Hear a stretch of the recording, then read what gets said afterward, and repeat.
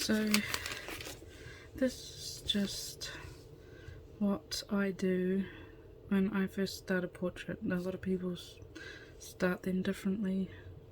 I do the outline and then I go in and refine where the lights and shadows are, and then I will go in with my pan pastels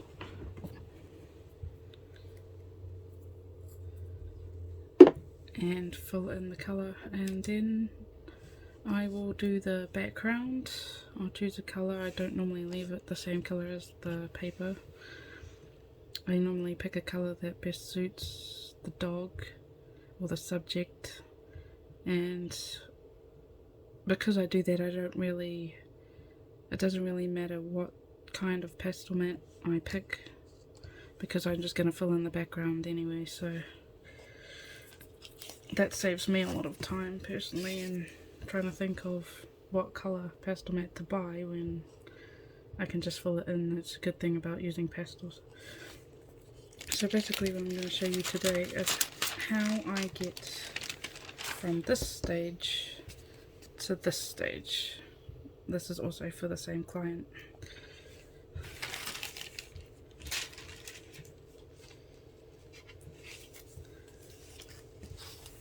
So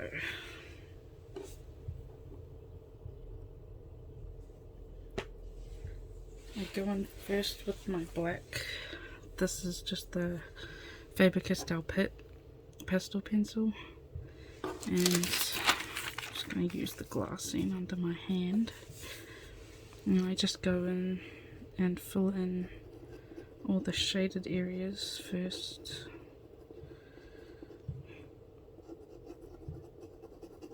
And sometimes what I do, because I've been doing this for a while, even if the reference photo doesn't have certain things, I will add them, like the highlight in the eye. This side is quite shaded, but I want to bring out the life in the eye, so I will add just a little bit and then darken around it.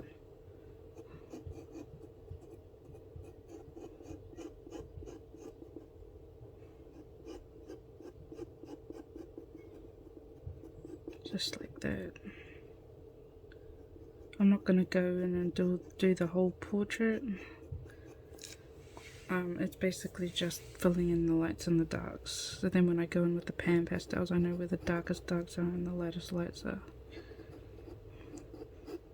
If you have quite dark areas and shaded areas on your reference photo, don't be afraid to really get in there and make them dark.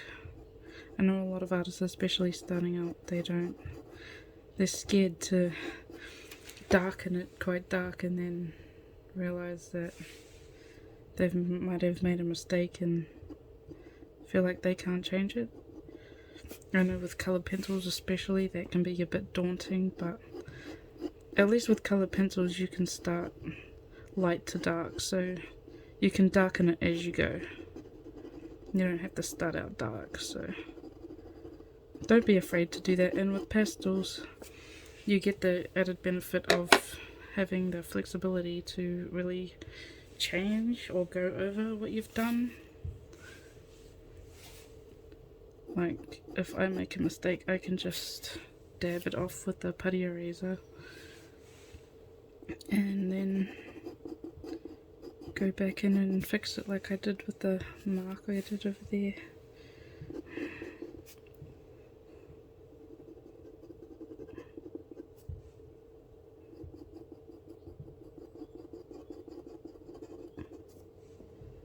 Quite a dark ring right around the eye there.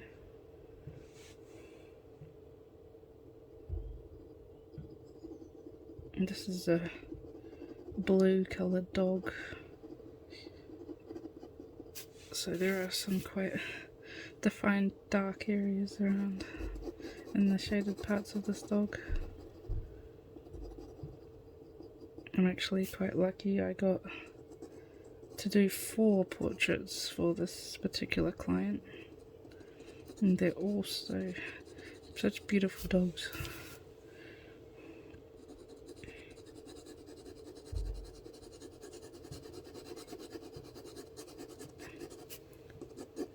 going in the ear.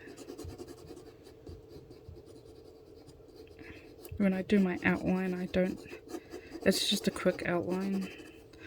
It's another reason why I go in and fill in these areas, so then if I see any lines that need kind of fixing up, I can do that as well.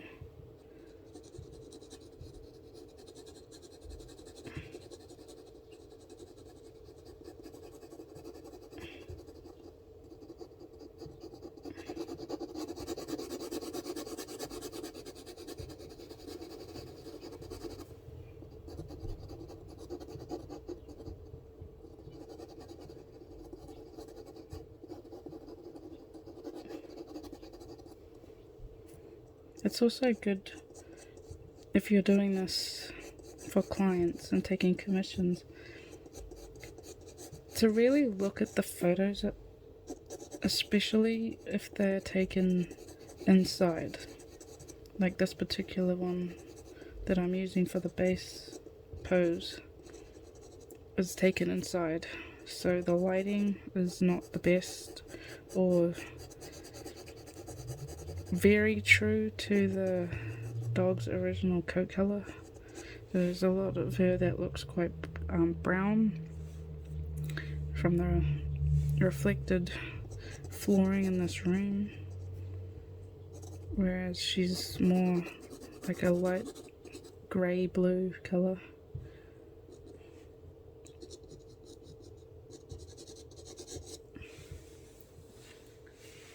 So just be careful. You can have the best detailed reference in the world, but just be careful of the lighting as well. And in my case, I'm using at least 4 or 5 different other references to get her colors correct, so it's always good to have more than one reference.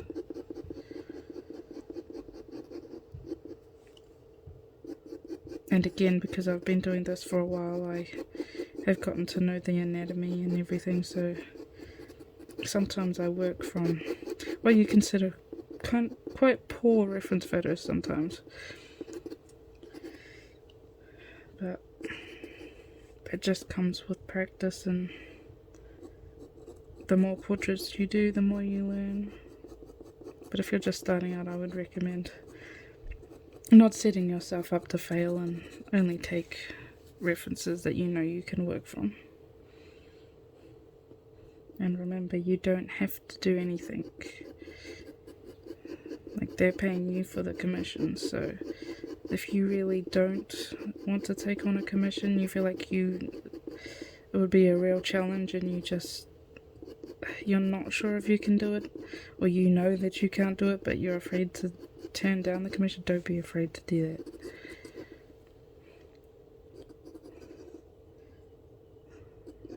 It's one of the worst stresses you can do, is taking on something and just feeling like you're failing. You don't have to do that. There's so many clients out there that want a pet commission, that have good photos. Don't be afraid just because you either don't want to fail the client or you need the money, or maybe both, that you have to do it. You really don't. I guarantee you'll find somebody else.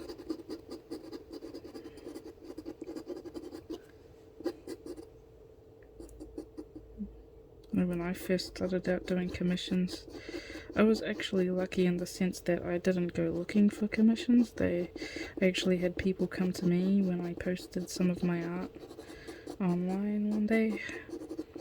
So I was nothing like I am now. I was still learning, and I see a lot of artists tell other artists that they shouldn't be taking commissions because maybe their anatomy is a bit off, or they might need a little bit more practice. But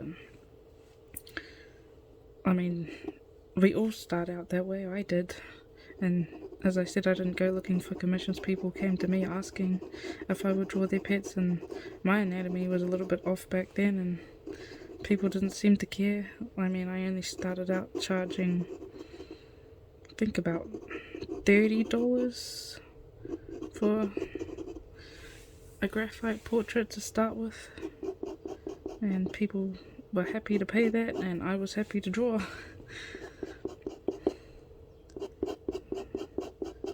I think you'll find there's always clients out there, and yes, starting out charging low will get you the clients that won't pay your higher prices, but I guess that's also why they can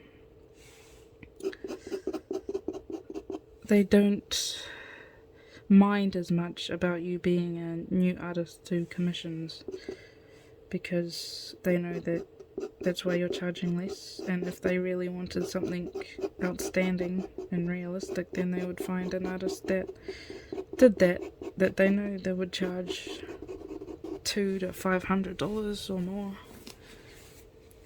but they don't, because they want to pay only the minimum, and that's fine. That's where artists starting out can learn from. That's how I learned.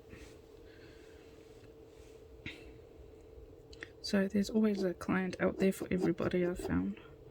I mean, now I charge more than double that. I'm lucky enough to have this as my full-time job, so I need to earn that proper income now, but because I started out like that, I've learnt over the years, and now that my skill has improved a lot too, so of course my prices increase. So don't be afraid to start out like that, but always up your prices as you go. So I would up mine every so often, that I'd get at least a couple of months worth of commission bookings. So now something like this starts at $300 currently for this year, but they will definitely be going up next year, maybe even a little bit before next year. And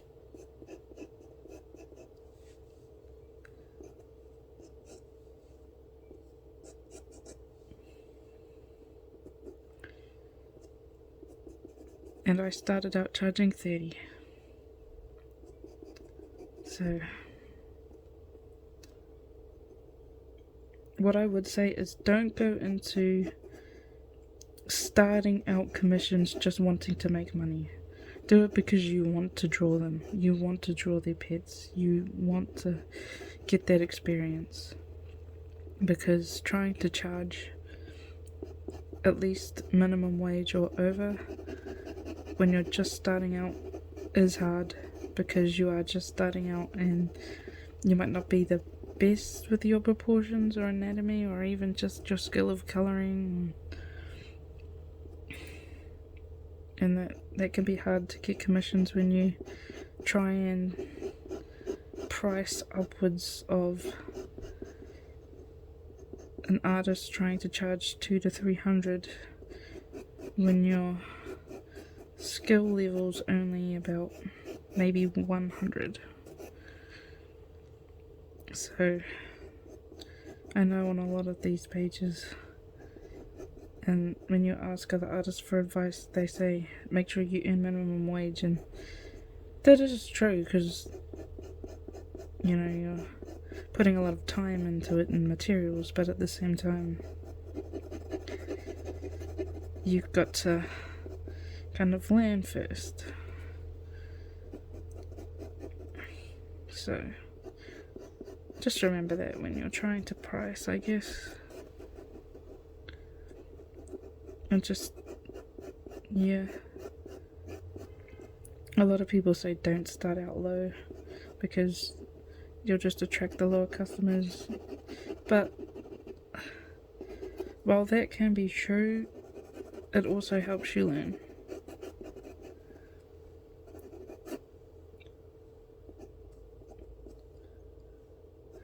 And then once you refine your skill, you can charge whatever you want. I mean, not outrageously, but you know, if you want to charge $20 an hour, sure, go for it.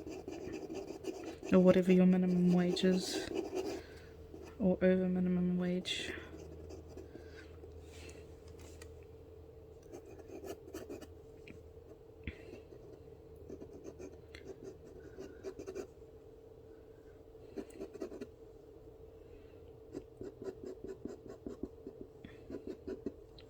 And also, when you're starting out low like I did, and just having people come to you, you build up a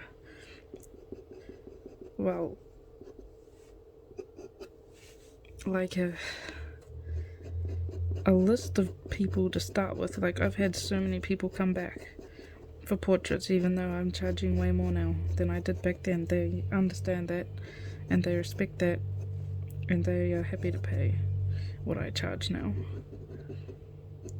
And they can also see in my work from their previous work that they've gotten how much I've improved as well. But you also build up a reputation, especially if you're posting your work regularly in places where your target audience will see, especially pet pages. I know that can be hard to, like, so many pages don't allow advertising, and I know that, but trust me, there are those that are out there that do. It doesn't even need to be international pages, it can be your local community page. There's a lot of people, like just in the community pages alone, I have so many people posting their pets online. So I know, apart from just seeing people when I go for a walk, or there's so many people out there walking their dogs, and there's so many dog and animal owners, like there's so many. So even in your local community groups, like, that's gotten me commissions before too, just posting in the community pages. Doesn't even need to be pet pages, because there's pet owners and lovers on those pages too. And a lot of the community ones do allow you to advertise, or at least post stuff like that. Yeah. Technically, when I post, I'm not advertising. Well, I'm not trying to advertise. I'm just trying to get my work out there and noticed, and so people can see it, so they know what I do, they know that I'm out there, and if they are looking for a portrait, or they know someone who's looking, then that usually, I usually get messages asking, inquiring, and a few of them do lead to commissions. I mean, unfortunately, about 10 of 20 inquiries, maybe not even that many, maybe 5 if you're lucky, will actually go through and book in and put a deposit down, but it's still getting you out there. And I also, if I can, without trying to advertise, even if it's just in the comments, I will try and add my business page, not just my Facebook business page, doesn't need to be your website, and so people then follow, and then even if they've inquired before, I get a lot of people that have inquired maybe a year ago, maybe a few months ago, maybe 2 years ago, that are now ready to book in, and they've been watching my work develop and how I interact with my followers and my clients, and just learning more about me, I guess, helps to sell your work, especially when people are going to be paying upwards of a few $100s for these. They like to know that they can trust you with their money, and that they'll get a good, not a good deal, but that they're going to be able to trust you to really capture their pet and do what you've been posting for them. Because I know sometimes artists, or not even just artists, but people that offer either custom work or just in business in general, that are taking money, sometimes they are not trustworthy, and I understand where people are coming from not wanting to book in straight away and just to wait and get to know you as the artist a bit more. A lot of the times, like half the time it's because they can afford it, but a lot of the time it's actually they just want to get to know you a bit more before they put a few $100s down. But other than that, like, as I say, sometimes inquiries, they don't lead anywhere, and sometimes you only get 2 or 3 or 4, if you're lucky, out of the 10 that have inquired. But as I say, I've gotten people come back.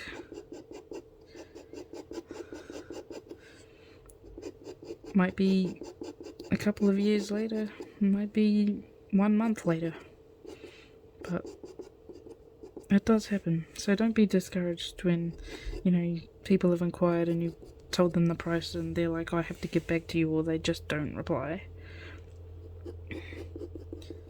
A lot of the times I find most of the people that inquire do at least follow my page, and quite a few of them do come back. So again, it's even if there's no sales, you're still getting your name out there, you're still getting you as an artist, you're still getting your work out there. It's like markets and doing craft stalls and things like that. I've done that as well, and I have to say I was a bit disappointed. I was hoping to sell at least a few things from my table, but a lot of people, they were interested in the commissions, which was good, but the actual stuff, the merchandise stuff I was trying to sell, didn't really sell. The only thing I really sold was cards.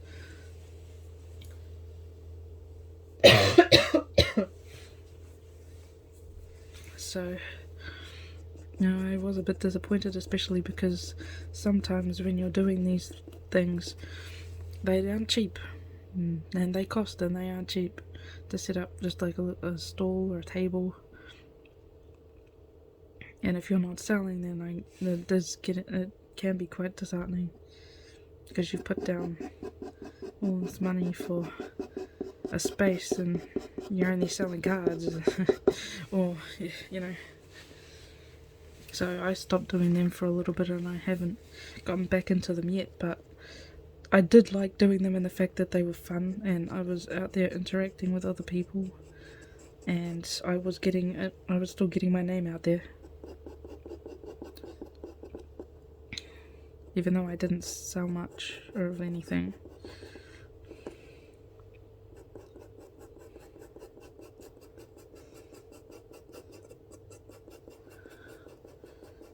Just don't be afraid to try new things. I actually find, I don't know if this is just me, I've never actually seen anybody else really say or talk about this when people ask about how to get commissions or how to get yourself noticed.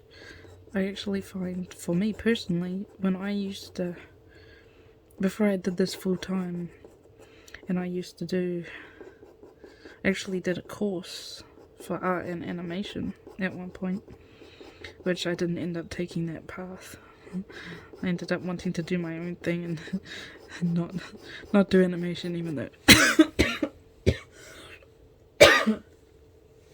it's a really cool business to get into. I found it quite challenging as well. Just getting just a fluid movement. So I decided not to do that, even though I do some of my own things sometimes. I decided to go down the route of more working for myself and doing my own art, and I preferred to draw people's pets rather than do little animations and cartoons. So sometimes I do cartoons.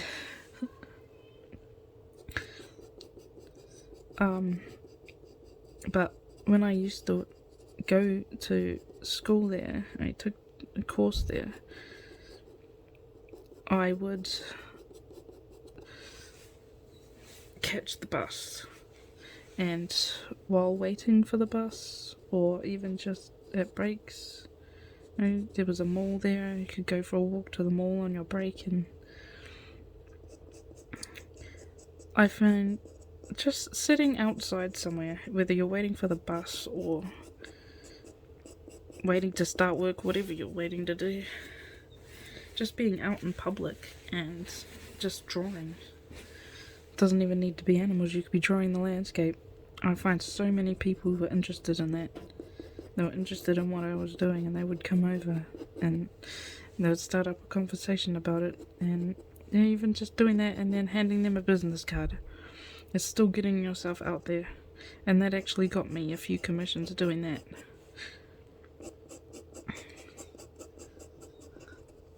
And just walking out onto the street. Find a place where you could sit down at a park or something and just draw.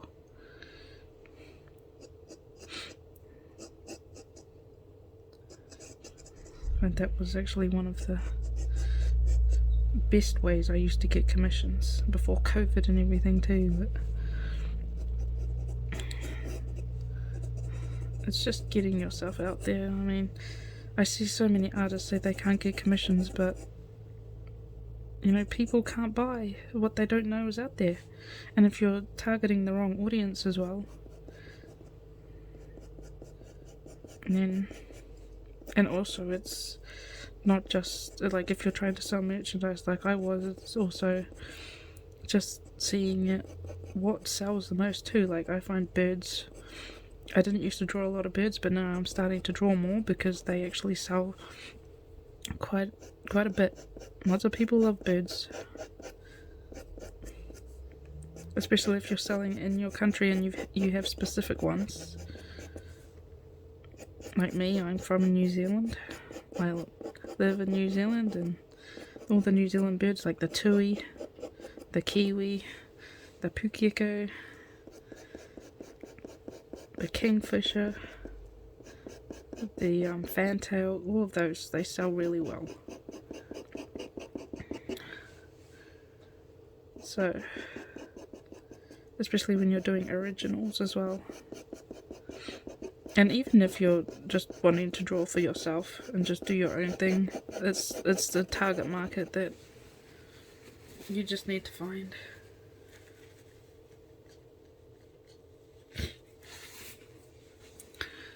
There's a target market for everything, it's just finding it, like who exactly to sell to.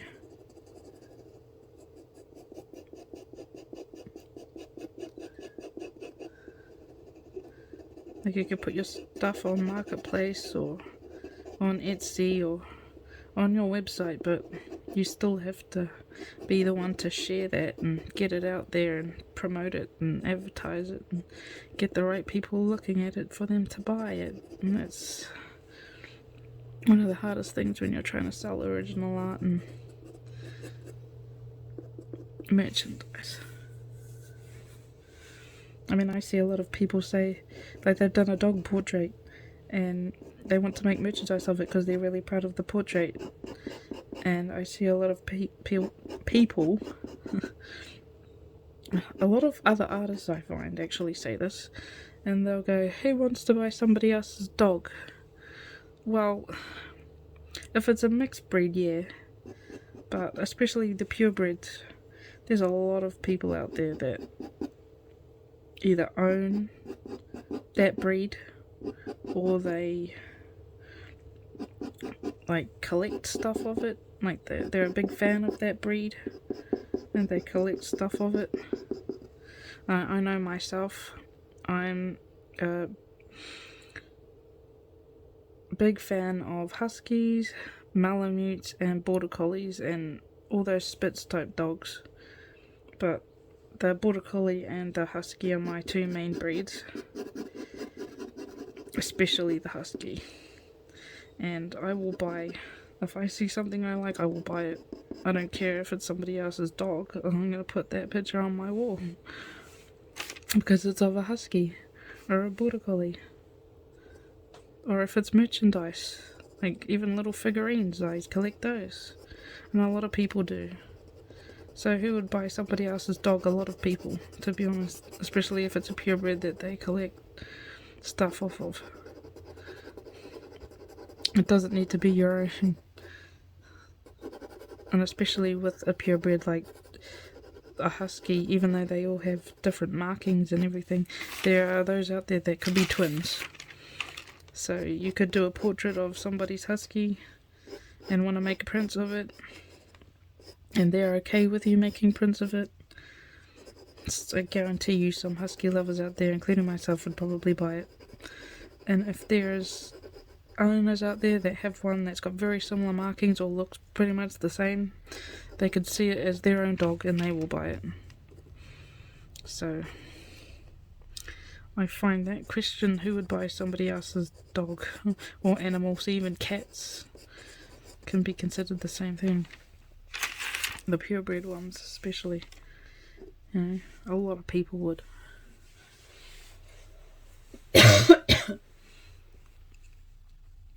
Again, it's just finding that target audience. Audience for that stuff are collectors and specific breed lovers. I find that's the kind of stuff that also sells at markets, is if, like the purebred or like the birds, and you know.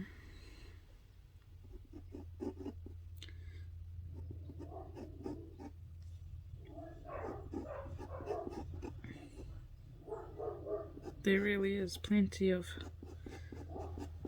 different avenues you can go with your art.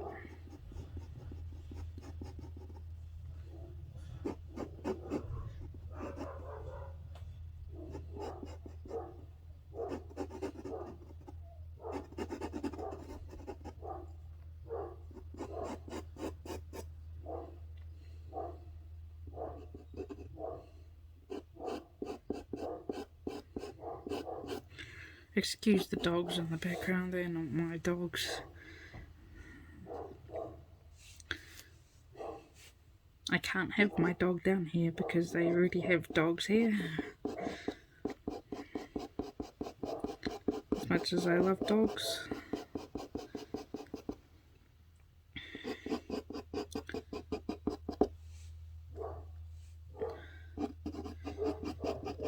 I do wish I could have my boy down here though. That's a future goal, having my own place where I can have my boy and my husky.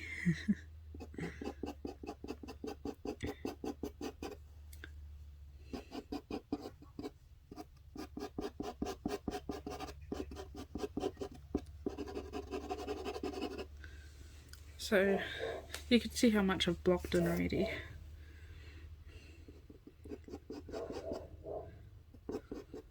There is quite a few dark patches here and amongst this. And also, I just get that fur texture in straight away. And not the details, but just the direction that it's going in. See, all this here in this area is all white. This is all white fur.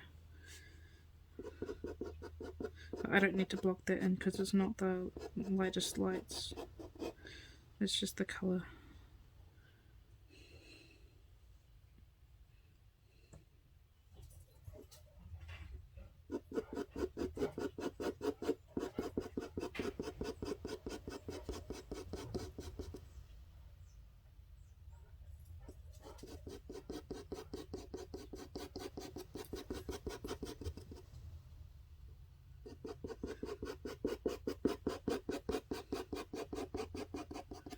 This dog actually has quite unique markings. It's a tricolour. I believe she's got collie in here.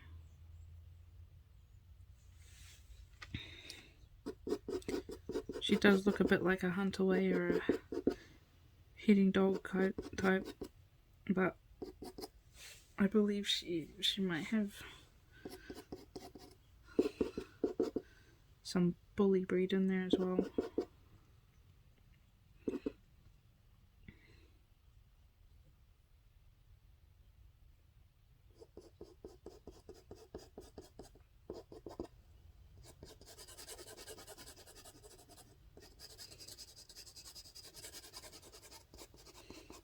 Beautiful dog though. I really love the blue coloured dogs. She actually reminds me of my brother's dog, who's a border collie, smooth coat border collie. He's blue and also tricoloured. So she reminds me a lot of him. Except his ears prick up.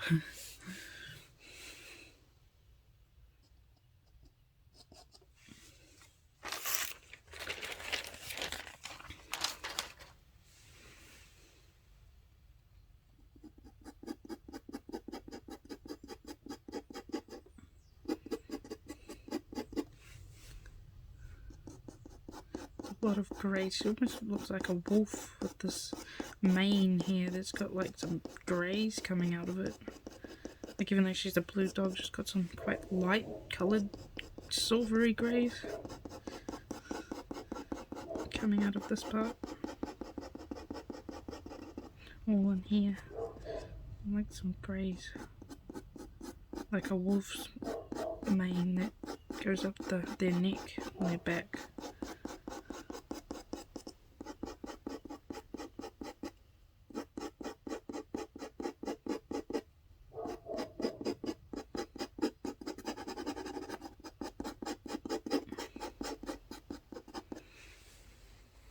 You can see the texture that's coming out there, just getting the fur direction in there.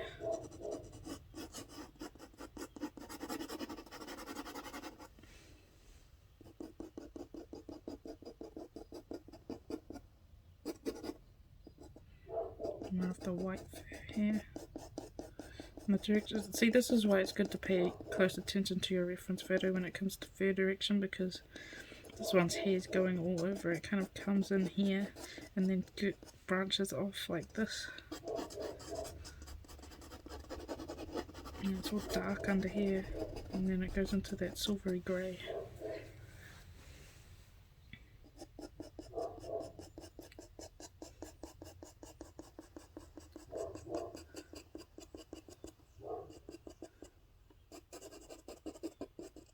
The shading in amongst the white fur.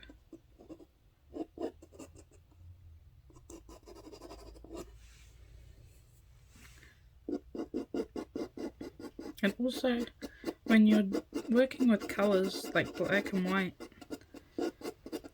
especially, but any colour really, just remember that black and white especially are very reflective.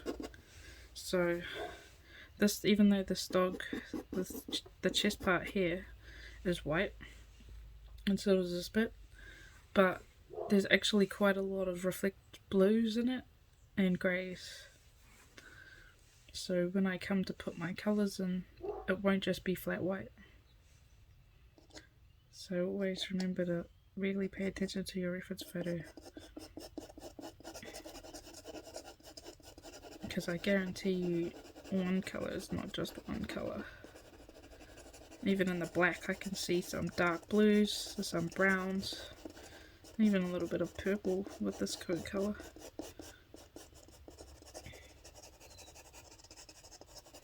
And even though I'm using different photos for the colour, I could still see that reflected in her coat. And that's another reason why I will change the background colour later, after I've put in the pan pastels on her. Because then I can judge what best colour would best suit. See, the yellow I don't think works as well, because she also has tan points and she has quite creamy kind of yellowy orange points here that aren't quite as prominent orange as these, and the yellow background would just kind of make that blend in a bit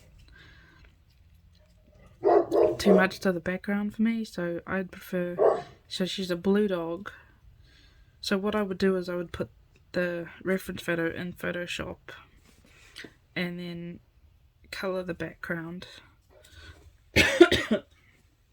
lay the photo over it, and then go through the colours and just pick which one would most suit. And she's got a purple collar, And she's got really golden eyes. And personally, like with this one here, I've used a blue background. He has a blue collar. And he has those nice brown eyes. But he was also at a beach, and his fur is reflecting quite a lot of blues as well. So I thought the blue actually made his coat, especially with his tan and browns in there, oranges, all stand out as well. And it brings out his collar, so it kind of matches. And I'm just adding some of the dark blue shadow, so it doesn't look like he's just put in there over a background that doesn't really match. But he's not done yet either. But for this one, I quite like maybe a purple or a lilac colour for the background. I'm not 100% sure yet, I still have to work that out. But I just don't think the yellow really does her justice. So that's why I will be changing that. So now basically it's time to put down the pan pastels.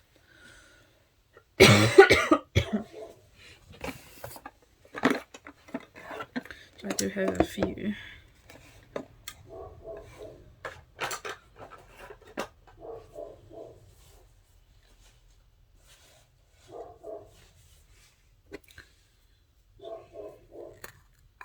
Start with the black.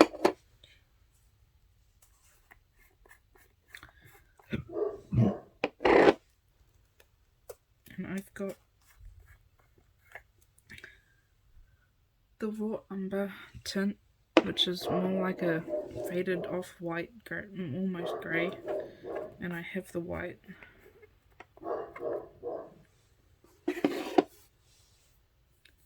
And I've got this creamy colour, but because of the yellow background, I don't really need this, because I could just use the paper background to kind of bring that out a bit.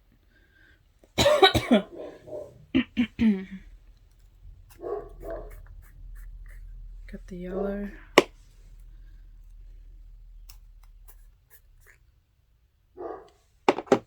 Browns for in her coat as well as the black. Blues for in her coat. The brown tints and the orangey, more umber brown.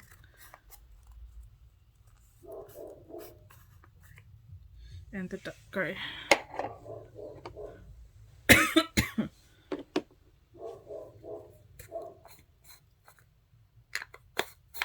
Somewhere I have a purple for her collar. Here it is. That purpley colour that I will mix with red to really bring out that purple.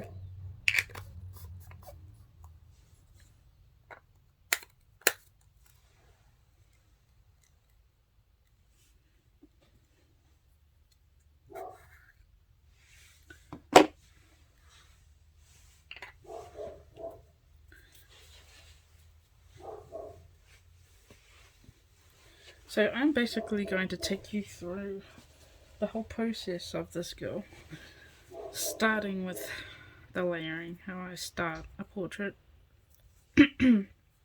So this will be a part series. I'm not sure how many parts yet.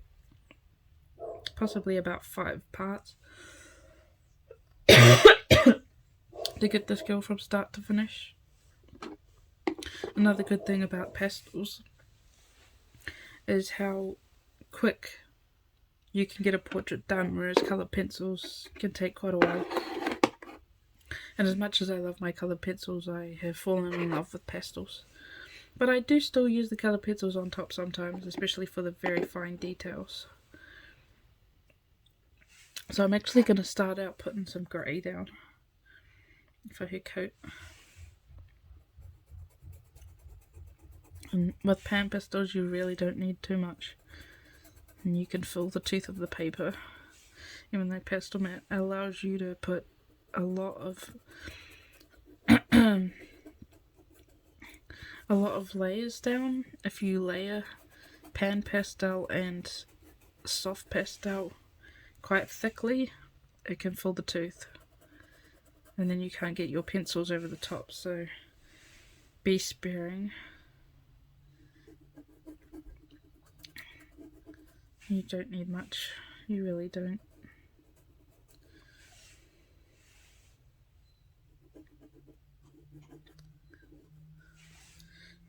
And even though pastels are a dark to light medium, sometimes, especially if I'm working on a really light coloured dog, I will still do light to dark. You can do either or.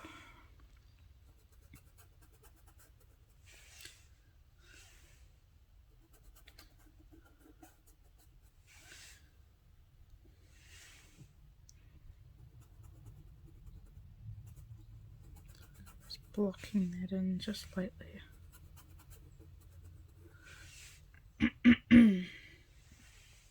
And this also helps me to see where the orange comes in, like the tan points.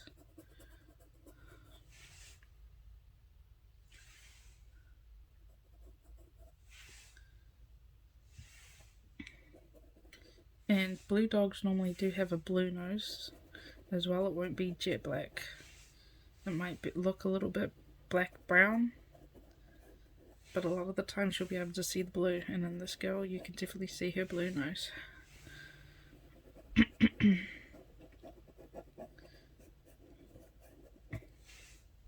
I really like capturing as well.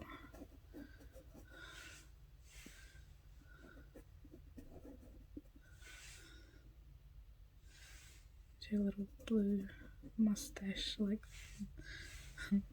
down here, it's blocking it in.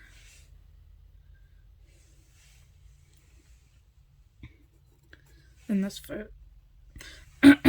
photo, there's a lot of dark areas which will be more browny, like all under here, apart from her really light silvery greys, like a wolf.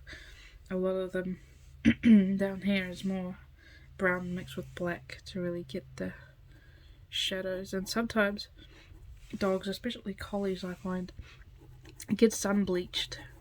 So that's another thing I find artists saying, is like the client won't be happy with the dog's colour because it's a black dog but they've done a brown or something, whereas sometimes that can happen, whereas it'll be a black dog but they get sun bleached so it goes brown, but to them it's still a black dog, even though when you're looking at the reference photo it looks brown, especially if it's in like a sunny day or taken outside. Which is another reason why it's always good to have more than one reference photo,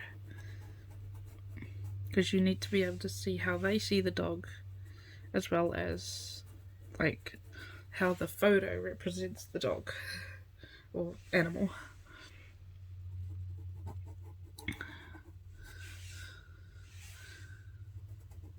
It's one of the things I saw. Someone made a post the other day and they were saying how the client wasn't happy with the portrait, and it was a different kind of colour to what they had put down, and they showed the reference photo and the dog looked brown, but I could tell that it was originally black, it was just sun bleached. So just be careful of that, and always check with the client. Like, I see a lot of artists don't like to give work in progresses or updates. It's a hard one because I understand why some clients don't understand the process, but at the same time it's always good to do that, because if you get to the end stage and they want something changed, you haven't really given them the option to change it beforehand because they haven't seen any updates. So in that case it can get quite tricky, especially if you're working in coloured pencil where you can't just go over it like you can with pastel.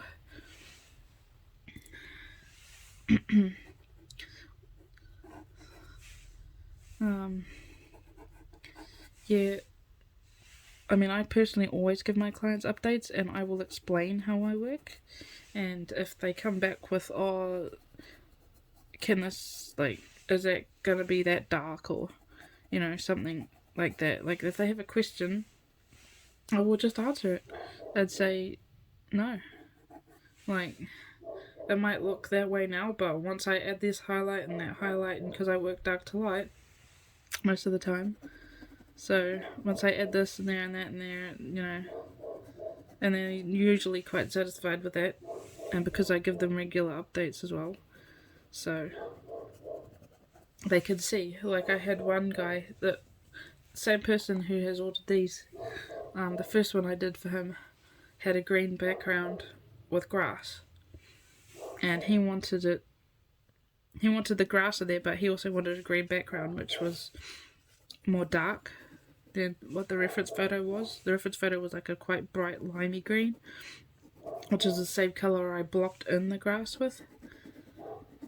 But he decided he wanted a darker green than what was on the reference photo for the behind the dog, just like the background not with grass.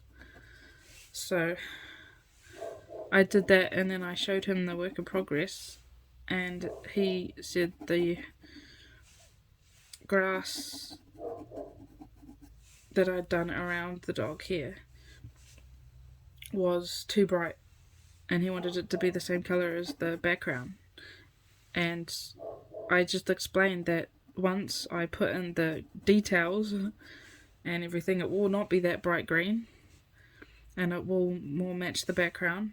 But because the reference photo was that bright green, and it was bright green reflecting on the actual dog, I wanted to have some of that brightness in there. So I said, yeah, I could change it if he wants, but it won't be that bright green once I've finished. And I went away and I finished it up, and then I came back with it, and he loved it. And he said, oh yes, I understand what you meant about the background now.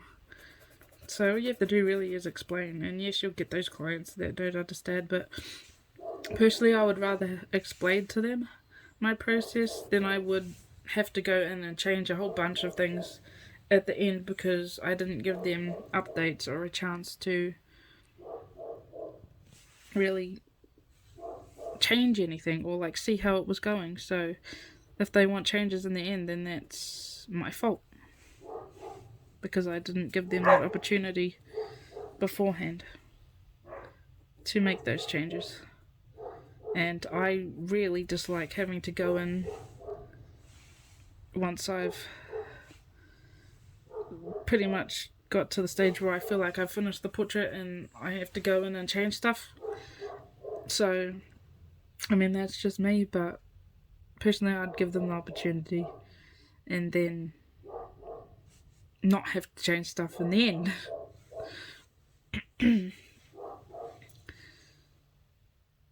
But yeah, I get it's every artist's kind of, you know, it's up to them what they do, and if they give work in progresses or not. I personally think they're a good idea, even though, yeah, some people don't understand the process, but it's really not that hard to explain your process or what it's gonna, like, even if you send them a photo and you explain that once you've done this and this, this and this is gonna happen, or, you know, a lot of my clients seem to be really understanding of that, and they really appreciate the updates, and a lot of clients just like to be involved in the process, and not involved in such where they can dictate everything that you do, but just they like to just be kept updated. And especially if you're an artist that isn't quite fast in what they do, or like you're using a slow medium like colored pencil, and it's been like a week or so and they haven't heard any update after they've put a payment down. I find some of them can get quite, you know, they will message you and be like, how's the portrait going, and they will want an update. And I don't know, I feel like they should, if they want an update, they should get one, personally. But yeah.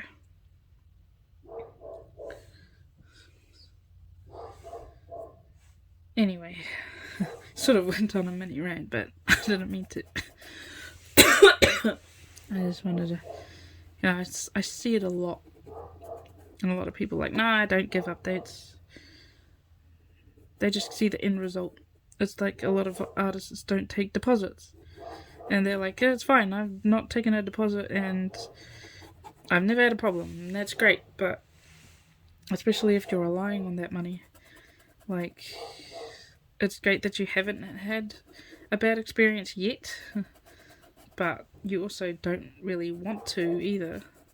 So it's just, it's security as well, because you're spending your time and materials on this stuff, and if they're going to decide that they don't want it, or they can't afford it, or they've totally forgotten about it, and they've totally forgot that they've put their name down for a booking, and then you've done the portrait and you get back to them and you say, oh, I've finished, and they're like, oh, I don't want that now, I can't afford it, or they just don't reply, or, you know, and you've done all this work. It's just, it could be heartbreaking too.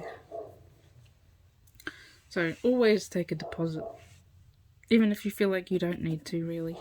Even if you've not had trouble in the past, just don't give yourself the heartache.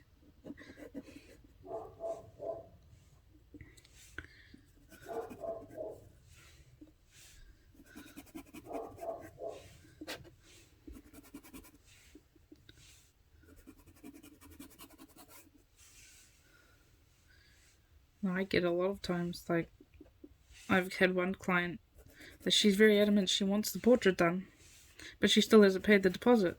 And I've gone back to her like 3 times because I don't even class them as a client until they pay the deposit. And she's adamant she wants the booking space, but once again, she still hasn't paid the deposit. It's always like, oh yeah, I forgot. I'll pay you on Tuesday or something. And it just, the Tuesday comes and goes, and I still haven't even heard back from her again. I understand people get busy, but it's not up to us artists to chase either. Especially when it's our business. We're very busy doing, like, the actual artwork plus all the admin stuff and advertising, and we're just, as much as we want the clients, you know, if you really want something, it's up to you to put the money down and sort it, instead of just, you know, relying on the artist to get back to you to keep reminding you to do it. It's like I had one client who did this exact thing, and I ended up, like, she just kept forgetting, I guess, and so I actually filled all my spaces, and I hit her up about 3 times about it, and she did that. And as I said, I don't class them a client until they pay the deposit, and it's not my responsibility to chase people. And I had a bunch of other clients who were happy and willing to put the deposit down. And this was for Christmas, like my Christmas sales. And anyway, so I'd filled all the spaces. I hadn't heard back from her, so I'd not classed her as a client. And I was starting on my bookings, and she got back to me like a week or so before Christmas. And she's like, oh, I really want the space. And, you know, but it was too late. One, I'd already filled all the bookings. And 2, like, there was no more time left before Christmas to get it done in time.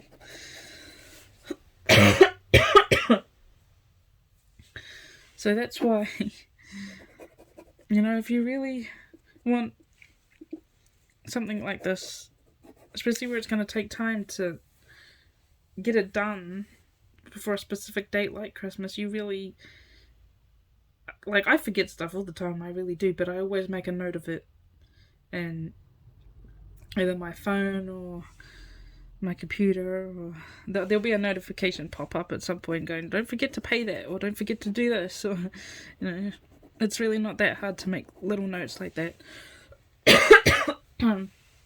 Where, you know, don't forget to pay the artist that you want to do your portrait. Yeah.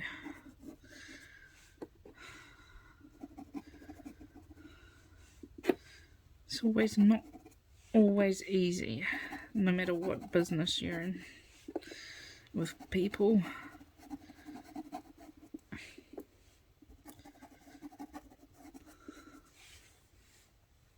But it really isn't up to you as the artist to be chasing up these clients. If they really want it, then they need to be on their game with remembering. And it's okay if you want to ask them once, maybe even twice, if they still want it. Especially if you've written them down in a booking and you've sent them an invoice and they still haven't paid it. Then, yeah, ask them. You know, you still want this because I need to fill your booking if you don't. But otherwise, it's really not up to us to have to chase them up about it. And if they get their booking full, like if the booking gets full and then they come back, then it's not your fault. Especially if you've already asked them. You know, you've done your job with going back and asking them. And if they said yes and they still haven't paid, then it's not on you anymore.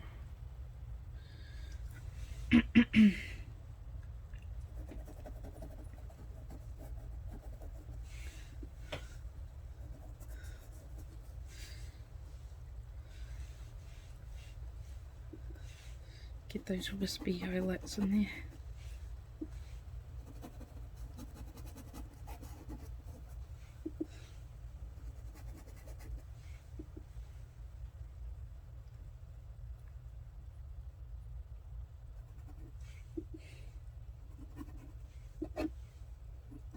Yeah, I made a mistake just now when I filled this with the grey, the black, the brown, and it's actually got a white in there.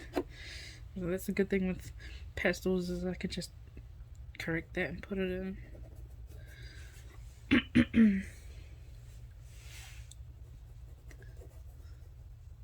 So I'm just putting in some of the light greys in here because it is actually this yellow, like the paper yellow colour there. So I'm just going to let that show through.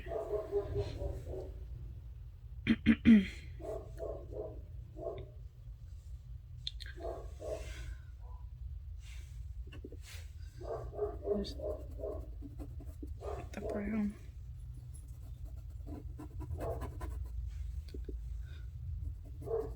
You could see that I'm really not using much of this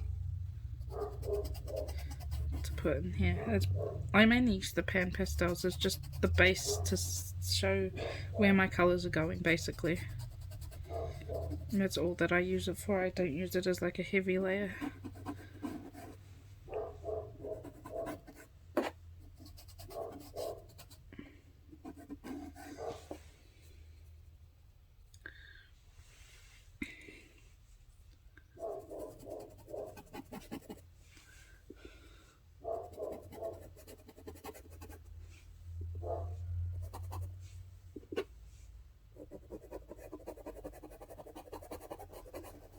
Just like that.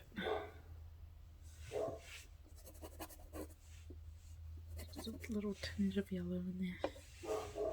A little tinge of yellow in here.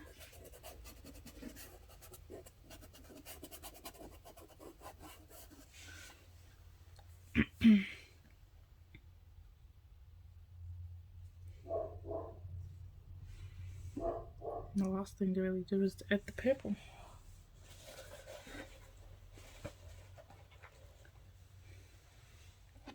I'm going to start off putting a pink layer down.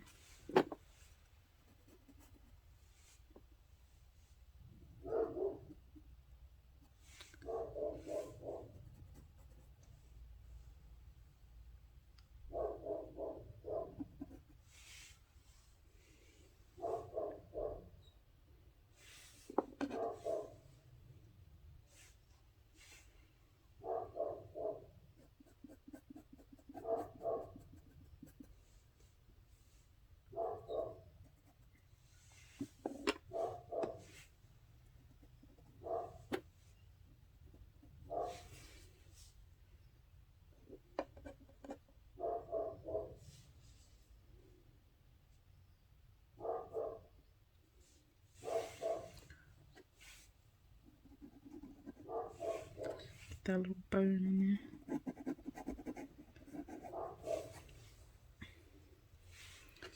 And it's just left to really bring out these blacks a bit.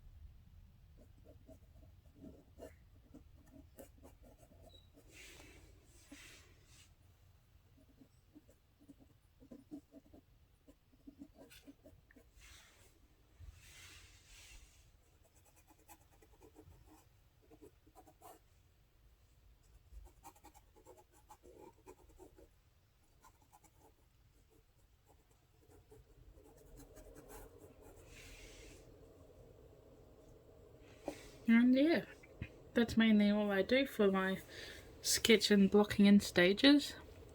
The next stage will be to add the background in and go over with the colour pastel pencils just to add some more of that base layer down and then to add the details. So yeah, hope you've enjoyed. Please comment and subscribe. If you want to see anything particular, just let me know. And I will see you in the next one. Bye.